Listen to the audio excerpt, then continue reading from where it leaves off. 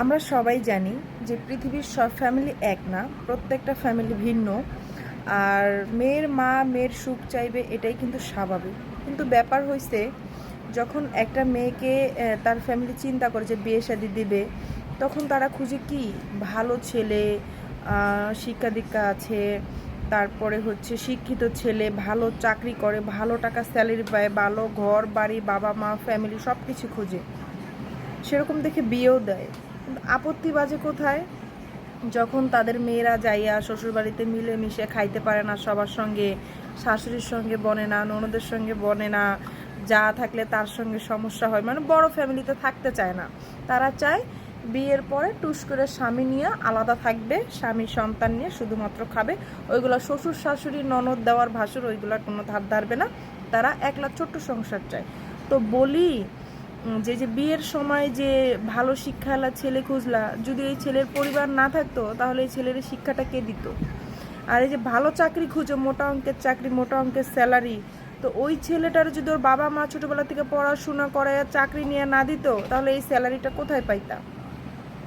আর তার থেকে বড় কথা যে হচ্ছে, যাদের এতই সমস্যা যে ছেলের পরিবার থাকলে খুবই সমস্যা, যে শাশুড়ি ননদ ভালো লাগে না, শ্বশুর বাড়ির আত্মীয় স্বজন ভালো লাগে না, শ্বশুর বাড়িই ভালো লাগে না, তারা বাবা মায়েরে বলবা যে তোমাদেরকে ইতিমখানা থেকে ছেলে আইনা ইতিম অনাথ ছেলে দেখে বিয়ে দিতে, কোনো ঝামেলা থাকবে না, কোনো প্যারা থাকবে না।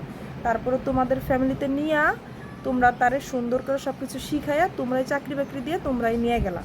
মানে ছেলের কাছে বিয়ে বসার দরকার নাই, ছেলের উঠাই নিয়ে গেলা, ছেলে তোমার কাছে বিয়ে বসলো। এটা কিরকম হয়? এটাই মনে হয় সব থেকে ভালো হয়। মানে মেয়েরে এইটা শিখায় না। কোনো মেয়ে যখন বিয়ের পরে শ্বশুরবাড়ির সমস্যাগুলা ফ্যামিলিতে জানায়, তার মা তো সংসার করতে করতে বুড়ি হয়ে গেছে, তার যে কয়েকটা ভালো পরামর্শ দিবে বা কোন পরামর্শ মেরে যদি দেয় তাহলে আর কখনো কোনো সমস্যা হবে না, সমস্যা শেষ হবে, এমন পরামর্শ জীবনও দেবে না। শুধু বলবে স্বামীরা হাতের মুঠোয় রাখ, স্বামীরা হাতের মুঠোয় আন, আইনা তারপরে আলাদা হয়ে যা, নিজের সংসার তৈরি কর। কেন রে ভাই, এরকম পরামর্শ মেরে কেন দাও? মেয়েরে সবসময় সৎ পরামর্শ দিবা যে কিভাবে সে সবাইরে নিয়ে মিলেমিশে খাইতে পারবে। একটা সন্তান জন্ম দিয়া তারে বড় কইরা তারে পড়াশোনা করাইয়া চাকরি বাকরি নিয়ে দেয়া, যে একটা মায়ের যে কি পরিমাণ কষ্ট, বা একটা পরিবারের যে কি পরিমাণ কষ্ট, বা একটা সন্তানের প্রতি যে কি পরিমাণ মায়া, 2 দিনে আইসা 3 দিনে একটা মায়ের সন্তানকে ছিনাই নিয়ে আলাদা সংসার করতে হবে, আলাদা খাইতে হবে, আলাদা পড়তে হবে। কেন? মিলেমিশে খাও। তোমার 2 বছরের ছেলের ছাড়া তুমি থাকতে পারো না, আরেক মায়ের 30 বছরের ছেলে তুমি কাইরে নিয়ে যাইতে চাও? বাহ!